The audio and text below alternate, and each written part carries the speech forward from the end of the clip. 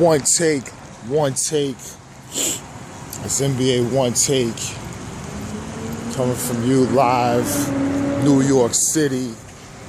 It's NBA One Take with yours, Pretty Boy Laker. And you can follow me on Twitter,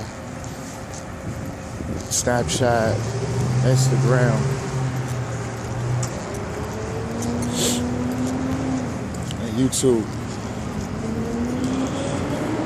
NBA One Take for your head, One Take for your brain. Crazy game last night. It ended late, but I had to watch it. Living in New York City, past couple of years, our local teams suck. The Knicks and the Nets, except for this year. The Knicks is struggling with their situation with the free agency thing and tanking and all this Kristaps Porzingis issues and things like that. They're not going nowhere. They're in legitimately tank mode. They're looking like the process before the process came to fruition. But the Nets, they build the things from the ground up.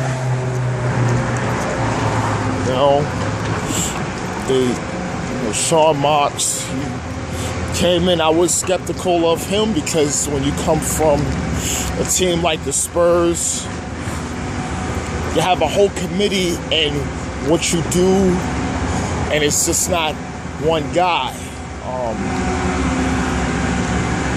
So it's one thing as one. So, but what he's done is help build a roster from the ground up.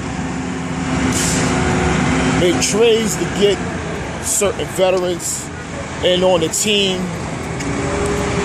They didn't have the draft picks, so they traded to get second round picks and keep getting picks until they got their own.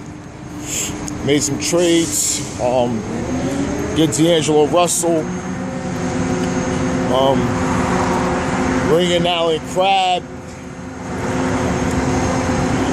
Martin Carroll. Sign him. They've always tried to do things and people's always skeptical. That's me. I was skeptical of a lot of moves they've done. But this season, under Kenny Atkinson, long-time assistant, probably got a head coaching job 2 years ago.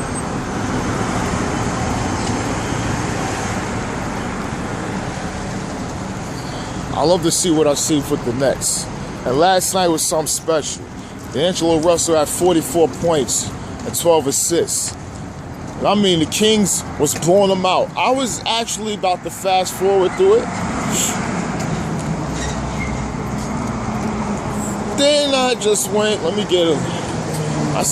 just get a little, drink some coffee, and I came back, and the lead was cut down to 14. It was like 7-8 minutes left. I said, let's see something.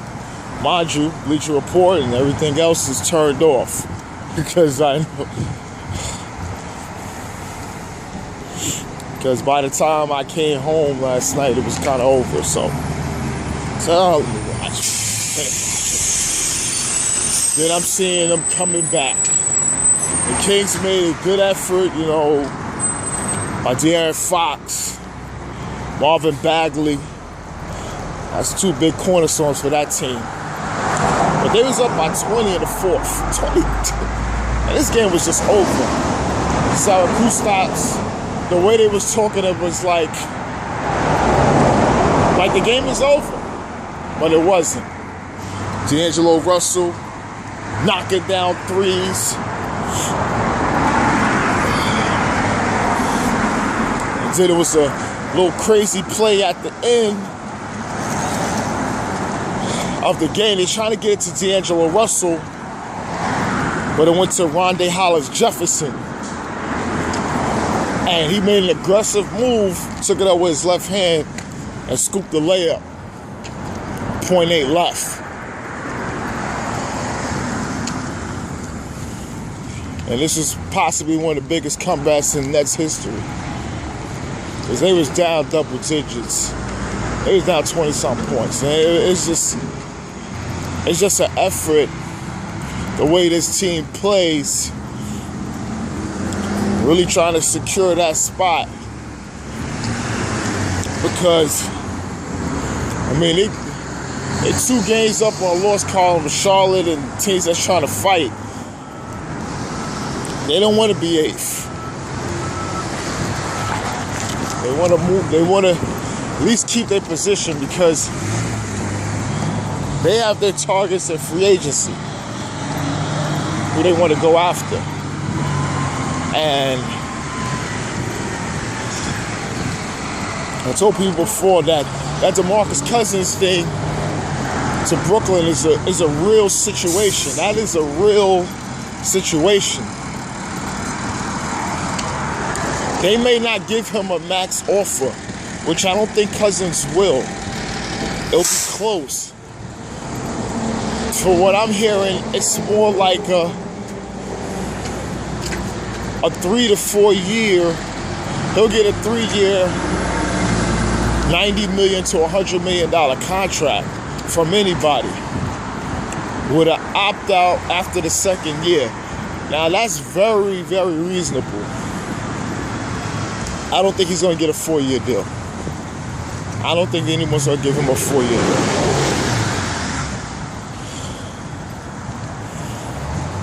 And I don't think he's going to want to take a 4-year deal. But we got to see about that development. But just going back to the Nets, man, this is unbelievable the way they playing. Unbelievable. I mean, they've been losing some games, but recently, they lost 3 in a row. But this team, they in it, man. They in it. They got guys like Jared Dudley. He was knocking down shots, showing that veteran know-how. Tried to draw a charge on De'Aaron Fox. But it wasn't, he called a blocking foul, but it just shows a lot about this team, man. They just play hard. They got a hashtag, go hard. In another news, Isaiah Thomas said something the other day. But I mean, I gave him the tribute video. But after that, he did say that he was never traded to the Celtics. They would have won the championship. And he never traded for Cleveland for Kyrie. No. They would have never won the championship the next year. You would have took away from Jason Tatum, Jaylen Brown. You would have been taking their lunch away. Because the way you play, like a domino.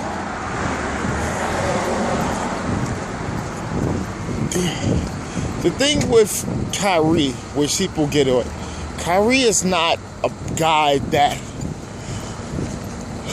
he may dominate the ball, but his usage is not as high as you think. He can play a system offense. IT had the offense buzzed around him.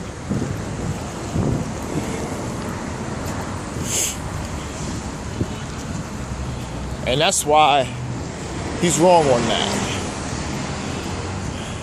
Y'all would have never won. They would have lost. They would have probably lost to Philly if they would have had you. You're not as good as you was. You were propped up in a system that benefited you almost like a superstar. Don't get me wrong, you could play, but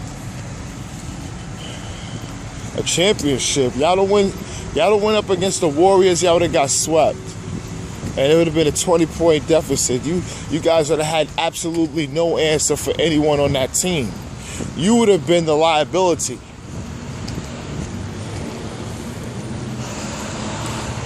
That's real. You would have been a liability.